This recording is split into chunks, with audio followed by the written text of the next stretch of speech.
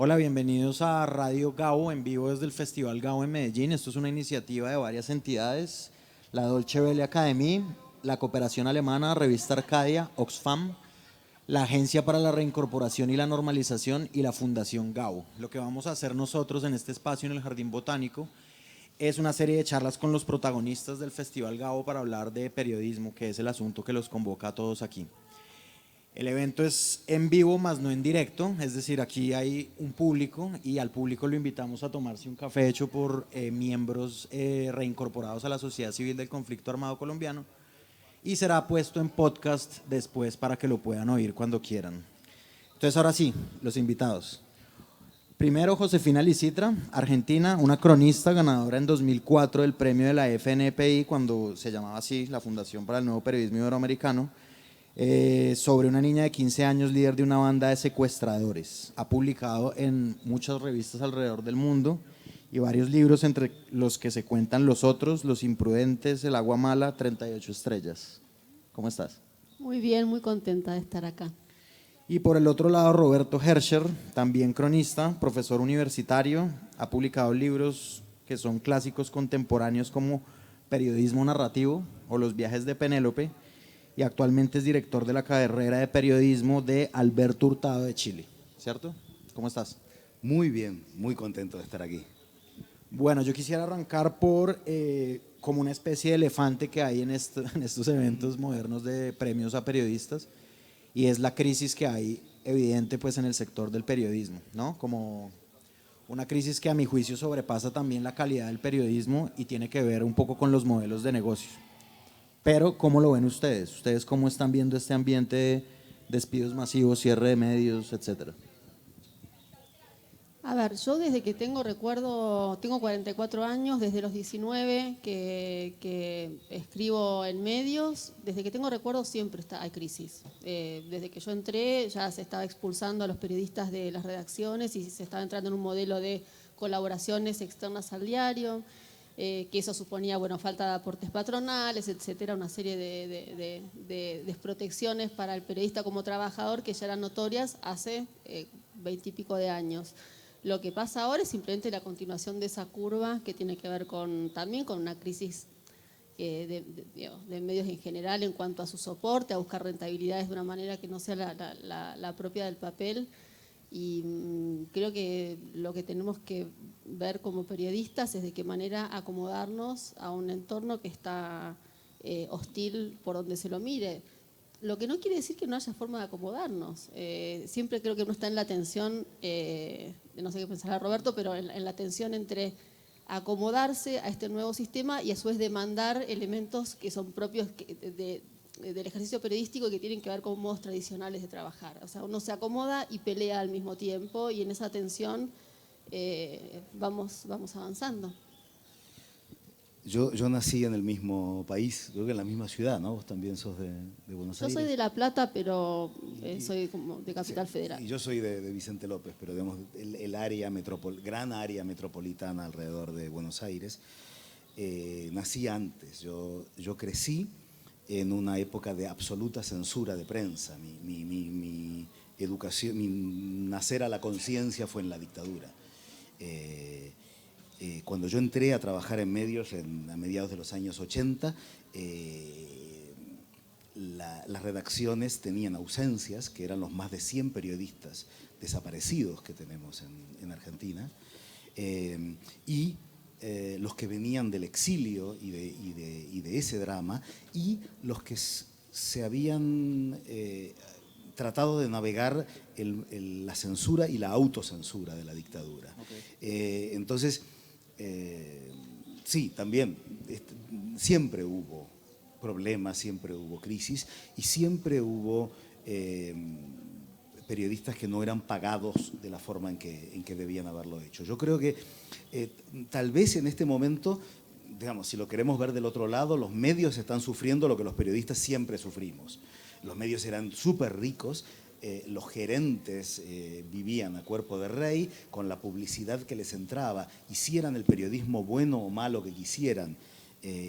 Las empresas periodísticas eran muy buenos negocios y los periodistas éramos gastos necesarios para en lo que en ese momento la gente de marketing llamaba, nuestros artículos eran esas cosas que tenían que poner entre sus avisos. Ahora sí, hay una crisis enorme de los medios, hay una crisis de la economía de los medios y eso, digamos, otros son más expertos en eso, pero se ha caído las dos fuentes de financiamiento. Uno, el pago del público, de los lectores.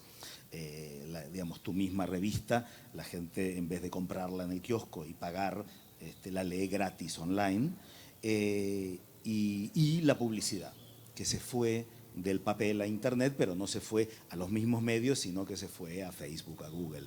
Pero nosotros como periodistas yo creo que tal vez tenemos más posibilidad de encontrar soluciones porque tampoco necesitamos tanto como los empresarios. Pero además creo que la crisis que tienen los medios tradicionales va de la mano con el crecimiento de formas no tradicionales de periodismo, que son muy interesantes y que eliminan intermediarios que tienen que ver con la construcción económica de un medio. Yo edito la revista Orsay, que la dirige Hernán Casiari, la edito con Cristian Basilis, con mi compañero, y es una revista que se vende, que se mantiene íntegramente con el dinero de sus lectores. No tiene publicidad, no tiene apoyos ni siquiera de ONGs que han ofrecido dar apoyo, porque armamos una estructura de distribución que nos permite llegar a los lectores sin que en el medio haya nadie como mordiendo su tajada. Entonces también la crisis de los medios tradicionales tiene que ver con que gracias a que existe internet, a que tenemos otra manera de comunicarnos con nuestros lectores, empiezan a ser menos necesarios los medios tradicionales con sus estructuras económicas para poder llegar a quienes nosotros queremos llegar, que son los lectores. Ya no necesitamos un medio en papel o un medio con una estructura empresarial detrás. Podemos llegar al lector de otra manera. Si un buen periodista tiene una buena historia, a través de un sistema de crowdfunding, por ejemplo, junta dinero y publica su historia. No necesita ir a un diario. Entonces, creo que la crisis tiene que ver también con que empezamos a encontrar vías distintas, no solamente con que, el capitalismo y empezar como a hacer diatribas en contra del sistema, sino con que empezamos a encontrar formas distintas súper interesantes de llegar a los lectores, que no tienen que ver con pasar por el filtro económico de una gran empresa. A mí me parece algo bastante positivo. Sí. El año pasado acá el invitado internacional era Nacho Escolar del diario.es. Ese tema de la diferencia entre uno crea un sistema, una empresa que tiene muchísimos gastos y entonces tiene que ver quién se la paga y uno es esclavo de quien le paga. Nacho Escolar contaba que el último diario en papel que él dirigió, que es el último diario en papel que se creó en España, público, tuvieron un presupuesto millonario para la fiesta de inauguración. El diario.es gastó lo mismo para crear el medio que lo que gastaron en la fiesta de inauguración del último diario en papel. Y para mí hay una cosa revolucionaria en lo que él decía. Ellos tienen una red de suscriptores, que son los que pagan la calidad, el buen decir, el buen hacer, y en gran parte la veracidad de sus historias y la independencia de su mirada. Y esos suscriptores, si uno lo piensa como un gerente, un marketinero de una tarjeta de crédito o de un club, dice, les vamos a dar una cosa exclusiva solo para ustedes. El diario.es tiene suscriptores que reciben exactamente lo mismo que los no suscriptores. Todo el mundo encuentra todo el material abierto, pero los que pagan están fomentando un tipo de periodismo que entienden. No son todavía la mayoría, pero son muchos los que entienden que esto es, en la época actual, absolutamente necesario. Y lo pagan no para tenerlo solo para ellos, sino para que todos puedan acceder. Les hago una pregunta más de ese tema y ya, y la pasamos a otro más amable. Este año, claro, yo agarro un poquito lo que tú decías. El New Yorker sacó un artículo que hacía como un balance hace un año más o menos, de las grandes crisis que ha tenido el sector de medios a lo largo de la historia, y son muchísimas, ¿no? Como que es como una cosa cíclica y va pasando y siempre creen que es el fin del periodismo. Esa es como la conclusión, pero digamos que, claro, como le tocó a una generación del presente, hay una especie como de esquizofrenia y de grandes temores. Este año en Colombia hubo despidos masivos en casi todos los medios principales, sí, en todos menos uno básicamente, y hubo dos periodistas muy reconocidas acá en Colombia que dijeron, no directamente, pero sí indirectamente como, y a los muchachos les decimos, no se equivoquen, no estudien periodismo. Ustedes que, sobre todo tú sí, desde tu dirección del programa, ¿qué piensan de esa afirmación? ¿Qué voy a decir yo? Yo soy el director de una carrera de periodismo y fui profesor de periodismo durante muchos años, pero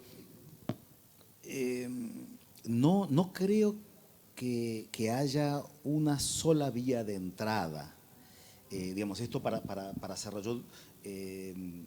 Existen en Colombia, existen en Chile, y yo dirigí durante 18 años en España un máster, una maestría en periodismo, en donde poco más de la mitad no habían estudiado una carrera de periodismo y se convertían en periodistas especializados combinando la sustancia de lo que habían estudiado, ciencias, economía, política, literatura, con un máster intensivo en periodismo. Ese es un modelo de los que se encuentran tanto en las salas de redacción como colaborando con medios. Otro, entonces, podría decir que cuando yo estaba en Barcelona tenía ese sombrero y defendía esto de hacer el periodismo, estudiar periodismo como un posgrado. Ahora estoy de director de una carrera de pregrado en periodismo y yo creo que muchas veces los que dicen que estudiar la carrera de periodismo no tiene sentido son los que han tenido la mala suerte de estudiar en una mala carrera de periodismo. Yo tengo la impresión de que si realmente nos prepara para aprender a mirar el mundo y entenderlo, hacerle preguntas a temas complejos y a gente especializada y con jergas y traducirlos al lenguaje de la gente, a contar historias relevantes de temas que no tienen que ver con la vida de los lectores, eso te sirve para algo que sigo pensando que es fundamental, que haya periodistas, pero te sirve prácticamente para hacer cualquier otra cosa en la vida. Yo ahora estoy al revés, yo pienso que una carrera, si bien no todos los periodistas van a encontrar empleo en los medios, una buena carrera de periodismo como la que yo y muchos otros tratamos de hacer, te prepara para adaptarte a un mundo cambiante, lo cual es tal vez la principal lección, hagas lo que hagas cuando ahora tienes 18 o 20 años. Y el tema de vivir de esto digamos, en mi época, yo hice un año de la carrera de Derecho en la Universidad de Buenos Aires. Mis papás me impulsaron mucho a estudiar algo que tuviera el trabajo garantizado. Lo bueno de la crisis de la enseñanza universitaria en todo el mundo, la sobrepoblación de estudiantes que salen con títulos universitarios y no hay trabajo para todos, es que ni el abogado ni el contador tampoco tienen el trabajo asegurado. Entonces yo les digo a mis alumnos, si no hay una carrera aburrida que te garantice el futuro, sigue tus sueños, haz lo que te apasiona, porque lo otro tampoco te da la seguridad. Estoy totalmente de acuerdo, creo que es un momento de crisis de carreras tradicionales en general, quizás podamos entender que el periodismo es una carrera tradicional, llamémoslo así. Es cierto que a veces es raro, yo hace bastante que no estoy dando talleres extendidos, hace algunos años di el último así taller anual, y a veces es complicado porque vos estás formando, ayudando a completar la formación de gente que va y que después tiene muy buenos textos o textos con posibilidades de publicación, mejores o no tan perfectos, y les cuesta mucho ver dónde ubicar esos textos. Y es inevitable que caiga sobre ellos como cierta sensación de derrota de la que yo no puedo retirarlos del todo. O sea, esa sensación está. Creo que tiene que ver, insisto, no con el periodismo solamente, sino con las carreras tradicionales. Pero como decía recién Roberto, creo que es una puerta de entrada sumamente interesante, con la que puedes llegar a descubrir intereses que después derivan en otra cosa. Quizás hagas periodismo toda tu vida, quizás no, pero si hay algo que es indiscutible es que el periodismo, si tenés como cierta curiosidad por las cosas, te trabaja ese músculo de la curiosidad de una manera muy interesante y salís como fortalecido con el ojo bastante afilado y con ese ojo después podés mirar y hacer lo que quieras. Digo, yo en este momento estoy más escribiendo quizás guiones para audiovisuales, no estoy haciendo tanto periodismo, pero lo que yo tengo como bagaje viene del periodismo. Mi forma de entender, de ver una escena y de construir una escena viene del periodismo, de la capacidad de reconstruir una escena cuando querés contar cómo pasó una cosa determinada. Digo, uno vuelca saberes que salieron de ese universo de formaciones, más allá de que después uno siga como termine su vida como periodista o no. Hay una, a ver si nos acordamos de forma un poco parecida. Coincidimos en dos momentos, Josefina y yo. Creo que fue el mismo año que nosotros con la misma editorial y el mismo editor publicamos nuestros primeros libros. Y esos eran, después escribimos sobre otras cosas, pero cada uno de esos era como un volcar y sacar algo que era muy personal y muy caro a nosotros.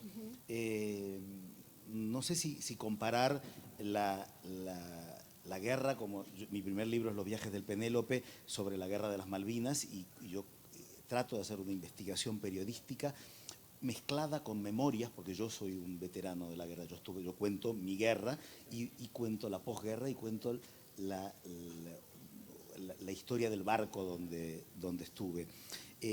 Tal vez vos también, digamos, lo que me gustó de tu libro es que tal vez es otra guerra también por la identidad sexual. Sí, yo no soy lesbiana, pero es un libro sobre adolescentes gays y lesbianas tratando. Pero sí, en ese momento cuando lo escribí estaba saliendo de mi adolescencia, lo escribí muy chica, a los 23 años. Es un libro que habla de la adolescencia. En ese caso, sí, cómo era ser adolescente gay o lesbiana. En ese momento había como este criterio binario que hoy tampoco, ya envejeció. Pero sí, siempre los primeros libros tienen como elementos, no sé, creo que son muy distintos de los libros que siguen. Y quizás sí, porque tienen algún elemento que es personal. Y en mi caso tenía que ver con hablar con chicos y con chicas que estaban... no estaban muy lejos en edad de mí y había preguntas que hacen a la vida y a lo existencial, por llamarlo de una manera grandilocuente, que compartíamos absolutamente, ¿no? Y creo que este tema de uno de sus excelentes libros, se llama Los Otros, estas eran, digamos, el tema de encontrarse a sí mismo. Yo volví de la guerra y decía, ¿quién soy yo? Y me trataban de etiquetar de una forma distinta que la búsqueda de la identidad sexual, pero también uno busca tal vez los dos libros tan distintos son de gente que busca su camino y que el intento es que los lectores de este tipo de narrativa que te mete en la mente de gente distinta... Súbete un poquito el micrófono. ¿No se escucha? Sí, ya, te mete en la sensibilidad y en la mente de gente distinta a uno. Algunas de las historias que yo cuento son de mis enemigos en la guerra, pero que también soy yo. Es el lograr esa empatía, no con lo más superficial, que es la persona que nació en tu mismo país o la que tiene tu misma causa, ¿no? Si la lucha de los gays solo es de los gays, o la lucha de los familiares de desaparecidos solo es de ellos, no vamos a ninguna parte. Es el entender que la lucha del otro también es la propia. Y tal vez eso tenía una especie de motor cuando empezamos. Y hace que 2 o 3 años, vos me lo recordó mucho esto de la dificultad de trabajar sacando la voz de otros, la voz de jóvenes. Vos hiciste unos talleres con estudiantes de periodismo de Argentina para un libro que en un caso yo le hice la crítica, el segundo tomo le escribí el prólogo, claro, con la Fundación Tomás Eloy Martínez. Sí. Tenés mejor memoria que yo. Sí. Entonces, sí. Y esos eran, claro, libros que, digamos, son historias que pasaron por tu mano, digamos, vos tenías como la tensión de decir, yo lo escribiría distinto, pero no es que los pases a tu voz, sino ese proceso largo e imperfecto en que ellos encuentren su voz, ¿no? Sí, totalmente. Sí. Nada más que decir. No. Y a mí me gustó mucho leer lo que están haciendo los chicos de 20 años en Argentina hoy, porque es un mundo, digamos, como en cada uno de estos países, que nos enriquece mucho a nosotros. Digamos, yo me imaginé que nuestra juventud era la dictadura, fue la mía. Tal vez tu niñez fue la dictadura. Sí, mi primerísima infancia, sí. Pero como yo creo que es otra forma de contar incluso aquello para los chicos que nacieron en democracia y para los chicos, mis alumnos nacieron en el siglo XXI. Yo les digo, ustedes se perdieron el siglo XX, no saben lo que se perdieron. Yo creo que de todas formas en lo que hace a qué cuenta esta generación, yo ahí sí tengo una crítica para hacer. Yo creo que es una generación que cuenta todavía lo que quieren lo que quieren sus padres que cuenten. Yo no creo que sea una generación con un relato propio por ahora. Hablo de los 20 y pico de años. La mirada que puede haber, por ejemplo, sobre los 70 es la mirada de mi generación, que yo soy hija, digamos, de no desaparecidos, soy de la generación de los hijos. Las generaciones que van surgiendo y que hoy tienen 20 años siguen repitiendo esa misma mirada, que para mí es una mirada que debería como tener algún tipo de cambio, de modificación de época, sería lo más saludable. Creo que todavía algunos abordajes, quizás porque son muy jóvenes y yo ya estoy hablando como una vieja, pero no hay todavía una construcción de una voz propia, una voz generacional propia. Es algo que yo estoy esperando con ansias. Cuando veo a veces trabajos de periodistas o estudiantes muy jóvenes de 20 y cortos años, lo que estoy esperando es que aparezca la voz de una generación, y todavía creo que esa voz está muy imbuida por lo que nosotros queremos que digan, ¿no? Y yo espero como también un poco más de rebeldía en ese sentido. Tal vez nuestra generación sí tenía, digamos, habíamos leído a García Márquez, a Kapuscinski, a Truman Capote, pero no existe lo que tal vez existe aquí y ahora digo en Medellín, en este parque, hoy, que es una serie de voces canónicas de la nueva crónica, entre las cuales está la tuya, y gente que cree que está buscando su propia voz, pero en realidad está imitando a los cronistas consagrados de esta generación, los que están aquí por estos pasillos, ¿no? Y el tomar el desafío de, desde jugar, por ejemplo, con cómo escribía José Martí y la crónica con sabor arcaico del siglo XIX, o la genuina del siglo XXI. Pero sí, el tema de encontrar, tal vez el éxito de la crónica que se muestra en que, no sé, hay un taller tuyo que es cuando pasado mañana y que se apuntaron 600 personas. 586 personas. Mucha gente. Te va a pasar como me pasó a mí hace 2 años, que te van a escribir diciendo, ¿por qué no me metiste en tu taller? Y vos no sos la que haces la selección. No. Pero ¿qué quieren? Claro, ¿qué quieren esas...?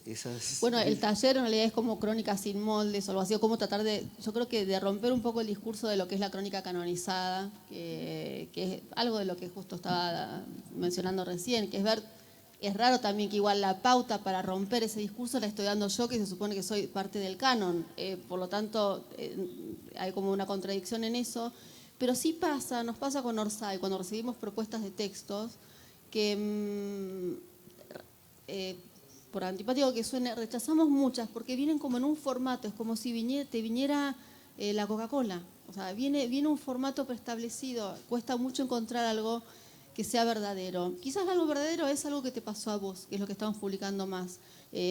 No irte a un universo que te resulta extraño y tratar de entender ese universo, que es un procedimiento totalmente lógico. Pero que no nos interesa tanto. Lo que nos llega en general son como propuestas de periodismo más convencional, que por alguna razón empezamos a no publicar porque tenían como una forma que ya estaba vista, eran siempre la misma historia, y nos empezó a interesar más encontrar gente herida, de alguna manera que tenga como algún tipo de grieta interna, y que en esa herida pueda encontrar universalidad y pueda contar como algo que nos interpele a todos. Pero creo que es eso, quizás a veces buscar como formas nuevas, no es ir a buscar muy lejos, capaz que es ir a buscar para adentro, ¿no? No tengo demasiado en claro dónde está la búsqueda, pero creo que es momento de romper un poco lo que hay, ¿no? Uy, respondieron 2 preguntas que les tenía sin hacérselas. Tachá, Increíble. tachá, y Ajá. pasar a la siguiente. Muy bien.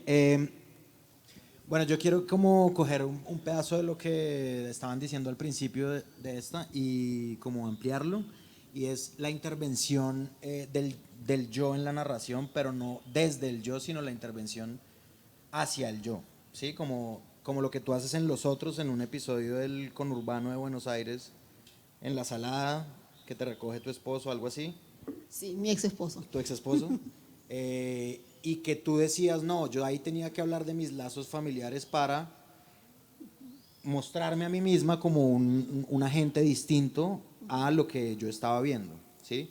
Y lo mismo lo de los viajes de Penélope, ¿no? Es decir, ¿en qué momento es, la palabra que estoy buscando no es válido, pero pues en qué momento es válido hacer eso? O sea, es decir, romper como esa presunción de objetividad que tiene el periodismo, ya no solo narrando desde el yo, sino narrándose a uno mismo, es decir, cuándo es oportuno hacerlo, cuándo no es excesivo. Yo creo, empiezo yo. Primero que ya la idea de objetividad creo que es como una discusión que está absolutamente saldada, no hay objetividad periodística. Creo que en todo caso la discusión es si uno es capaz de contar eso que ve, porque a veces pasa que la gente ve algo, o uno ve algo y después por alguna razón más vinculada a la corrección política que otra cosa, termina escribiendo algo distinto de lo que uno vio. Quizás yo pondría la discusión ahí. Y después en cuanto a qué hacer con uno mismo o con la figura del narrador, cuando uno escribe, creo que es un vehículo, uno es una herramienta. No me parece que los textos en los que aparece una primera persona sean textos vanidosos versus los textos en tercera persona, que son textos como, no sé, altruistas o más profesionales. Creo que es una forma narrativa tan válida la primera como la tercera persona, y que simplemente uno tiene que ver en qué momento es necesario o no. Y a veces uno es necesario como herramienta para que ciertas cosas sean dichas en un texto. Yo trato de pensar bastante, no tengo ningún tipo de prurito con el uso de la primera persona, adoro a la primera persona bien usada, o lo que yo entiendo por lo menos que es bien usada. ¿Qué es qué? ¿Perdón? ¿Qué es qué? Que cuando hay cosas que si no intervenís en un texto no pueden ser contadas. Si uno puede contar algo retirándose del texto, quiere decir que no hace falta estar adentro. Si uno, por retirarse, deja de contar algo que tiene que ser contado, es una señal de que uno es necesario ahí. Entonces, cuando uno es como una especie de catalizador que tiene que estar ahí para que ciertas cosas puedan llegar al lector, creo que no hay mucha, a mí no se me arma mucha discusión al respecto, entro al texto. Y apenas eso, y entro, y siempre que el rol que yo vaya a ocupar dentro del texto no esté ni remotamente cerca de un rol heroico.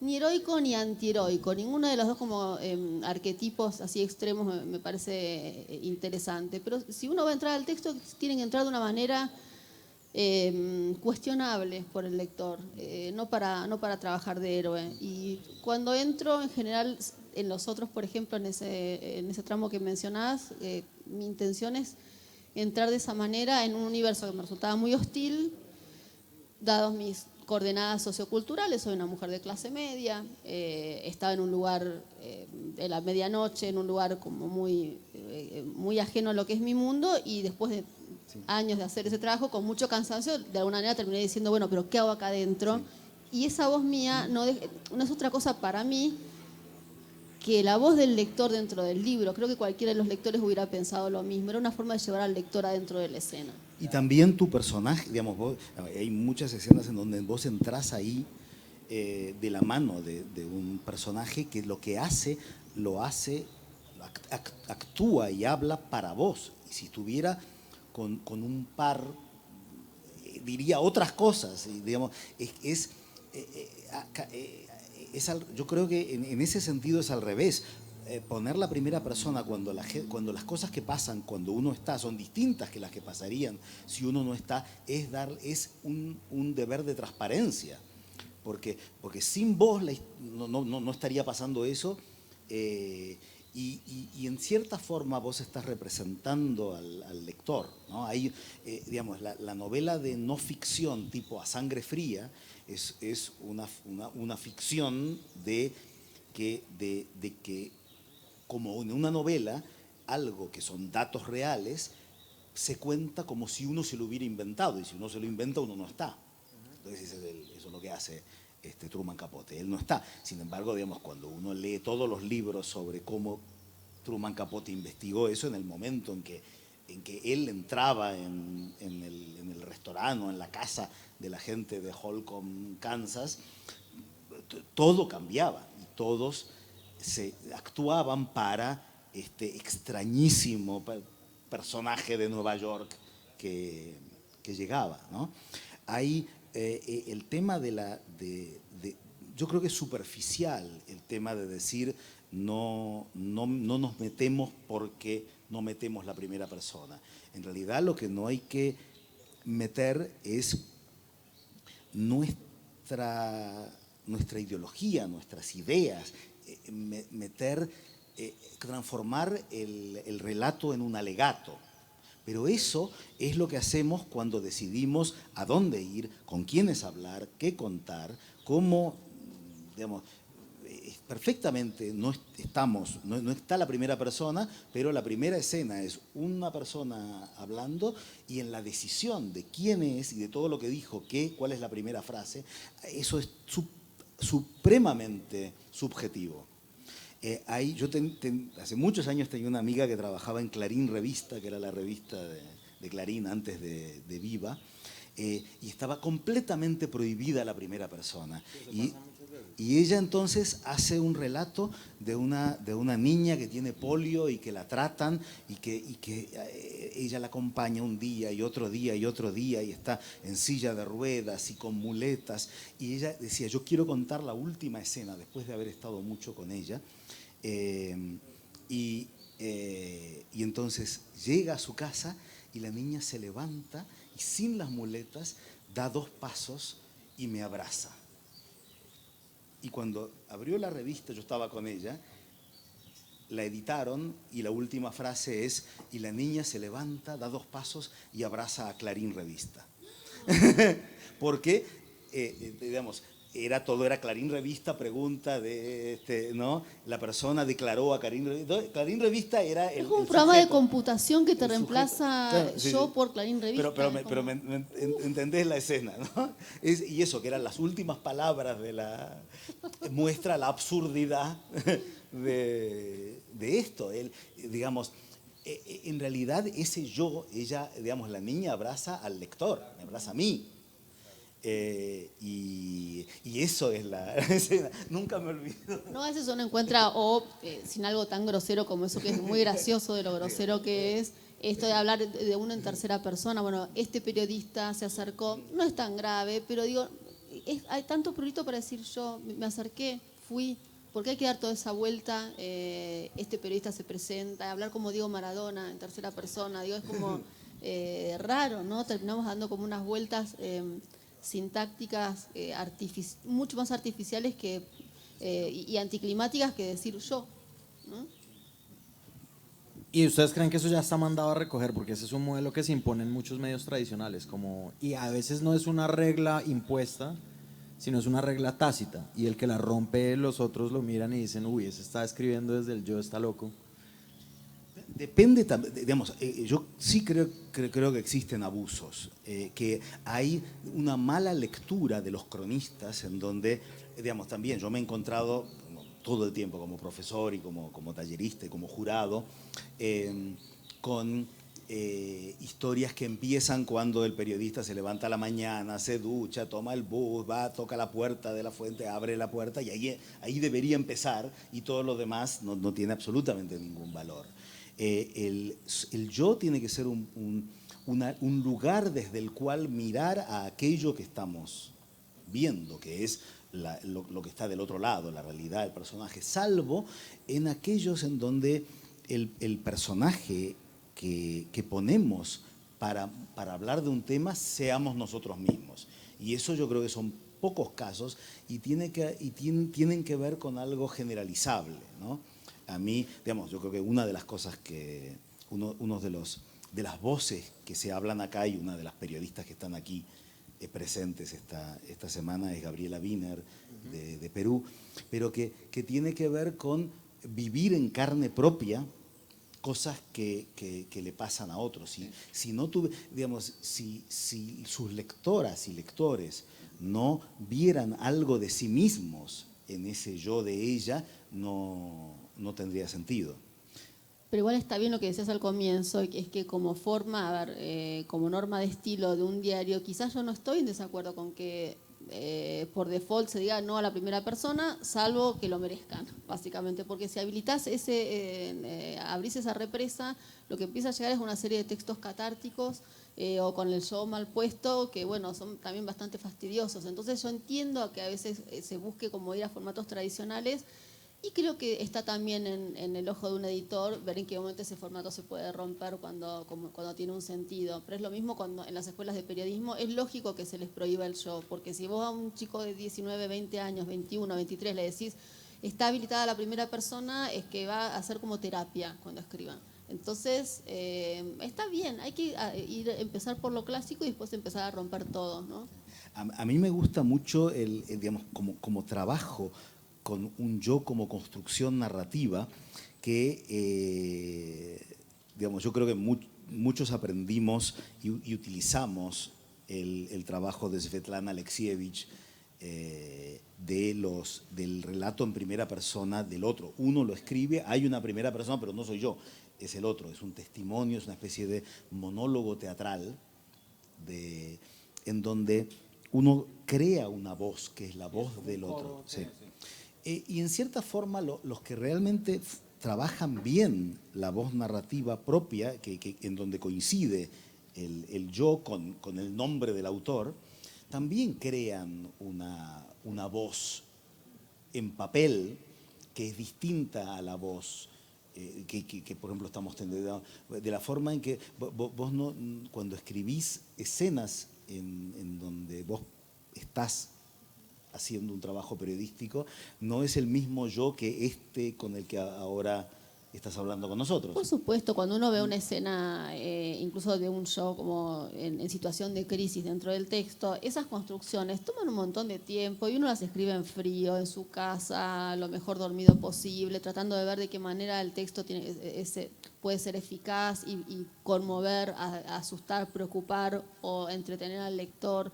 Esas son como instancias de gran calibración, por decir de alguna manera. No es tal como lo dijiste, es una construcción, es un trabajo que uno hace sobre el yo, no es como uno, no es el habla sin filtro, es un habla absolutamente filtrada y construida con fines narrativos. Y eso es lo que tal vez, digamos, y también es lo que muchas veces, digamos, vos ahora estás más en el guión audiovisual, yo estoy más en la enseñanza. Y el tema de que entiendan que para que algo se lea como si así les hubiera salido, fluido, para lograr una fluidez, lo que hay es un trabajo de construcción muy tedioso, muy largo, con mucho trabajo de investigación y mucho trabajo de escritura, reescritura y reedición. Yo creo que soy de la última generación que entró a una sala de redacción donde había máquinas de escribir y uno cuando cometía un error sacaba el papel, lo hacía un bollo, lo tiraba al tacho y ponía otro papel. Y eso hace que digamos, algo que tal vez les cuesta entender esto de a las nuevas generaciones, digamos, que para que algo suene a que así salió, hay mucha labor de relojería y de orfebrería. Se me está acabando el tiempo, pero les voy a hacer la última muy breve. En una entrevista contigo, Roberto, te preguntaban que tú cómo te imaginabas el periodista del futuro. Un robot, lamentablemente.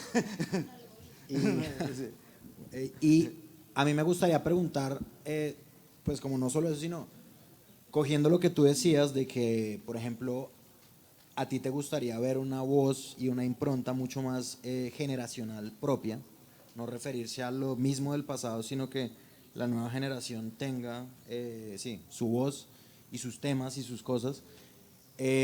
¿Ustedes cómo ven el periodismo narrativo del futuro? Es decir, ¿qué es lo que debería tener ese periodismo narrativo? ¿Nuevas fórmulas o nuevos temas o nuevos...? Periodismos narrativos del futuro. Variedad, yo creo que es un poco lo que vos dijiste, no reemplazar una fórmula por otra fórmula, sino dinamitar las fórmulas y encontrar historias, personajes, relatos y voces y formas de contar que nos sorprendan. Lo híbrido, el juego con digamos, lo escrito, lo digital, la imagen, la foto, el dibujo, el cómic, la poesía. Una de las cosas que estoy estudiando es la poesía de no ficción, ¿no? Digamos, nosotros ahora no estamos hablando en prosa como el burgués gentilhombre de Molière, ni tampoco en verso, estamos hablando en habladez. Y hay un trabajo que encuentro en algunos cronistas de que en un momento el relato se derrama o se desangra en versos.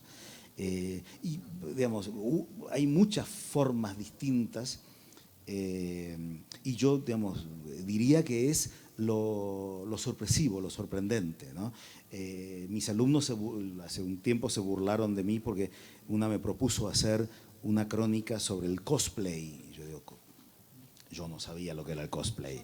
No sé qué es. El cosplay es, me explicaron mis alumnos, el disfrazarse, en lo más superficial, vestirse de personajes, sobre todo de manga japonés, pero también, digamos, personajes de videojuegos. Pero muy bien disfrazados, sí, o sea, perfecto. Y transformarse en eso, ¿no? Entonces es la niña a la que la madre la disfrazaba de princesa y ella, en el minuto en que pudo hacerse su traje, se disfraza ella misma de guerrera. Y esto era, entonces estaban los datos de los festivales, de las ferias, todos los más jóvenes saben esto y yo no lo sabía, pero esto significa una forma de buscarse, de lo que tal vez buscábamos de otra manera en nuestros primeros libros, desde jóvenes que buscan quiénes son. Y esto a mí me decía mucho sobre algo eterno, que es la búsqueda de encontrarse cuando uno está creciendo, de una forma radicalmente nueva, que es esto del cosplay. Y digo, es un pequeño ejemplo de esto. Era una chica de la edad de los que hicieron esta antología de la Fundación Tomás Eloy Martínez, de decir, contame algo que no sepa y contámelo de una forma que no haya leído antes. Quizás también tenga que ver con, a ver, qué uso va a haber de las formas. Creo que es un momento de rotura de etiquetas en general. Por lo menos en Argentina es bastante notorio, pero creo que va llegando por afuera de Argentina al resto del continente también. Y me parece que eso llega también, bueno, se capilariza por distintos terrenos y oficios, también llega al periodismo.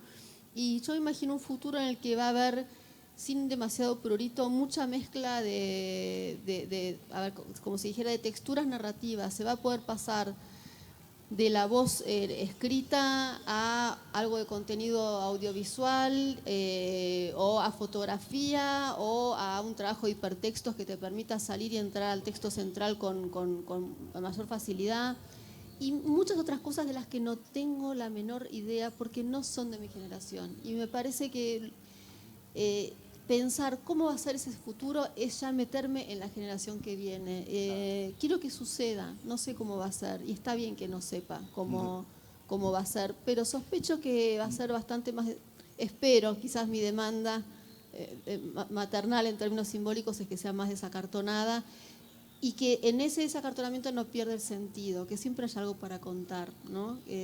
Lo que sí a veces me pregunto es, uno para saber qué quiere contar necesita como una instancia de silencio. El silencio es muy necesario en este trabajo. Y a veces sí veo que estamos como en una época que nos toca a nosotros, y más les va a tocar a gente más chica, en la que no hay silencio, hay que hacérselo a los codazos. Y yo quiero ver con qué herramientas otras generaciones van a poder construir relatos o sin silencio, o de qué manera van a hacer para hacerse el silencio que les permita relatar. A mí mi pregunta va más en torno a qué van a hacer, cómo se van a fabricar silencio las generaciones que vengan, pues yo creo que es fundamental el vacío para poder construir después. Bueno, Josefina, gracias por venir. Por favor, un placer. Roberto, gracias por venir. Muchas gracias. Esto es Radio Gabo desde el Jardín Botánico de Medellín, en vivo, más no en directo.